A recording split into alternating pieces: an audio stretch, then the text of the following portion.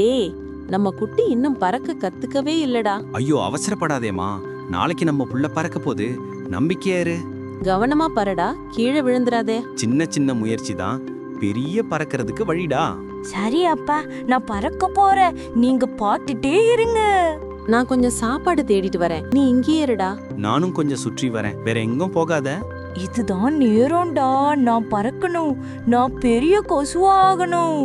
Wow, நான் பறக்கிறத பார்த்து எல்லாரும் கை தட்டுறாங்க.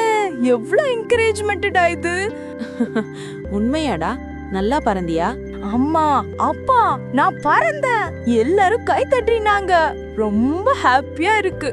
யாரு கை தட்டுனாங்கடா? ஆட பாவி, அவங்க உன்னை பாராட்டலடா, கொல்ல கை தட்டுனாங்க. குட்டி, வாழ்க்கையில எல்லா கைத்தட்டலும் நல்லதுக்காக இருக்காதுடா. சில சமயத்துல அந்த கைத்தட்டல் உன்னை வீழ்த்துதான் வரும்.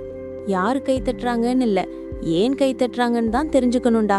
கைத்தட்டல் தற்காலிகம்டா, ஆனா உன் முயற்சி அதுதான் பெர்மனன்ட் அப்ளாஸ்.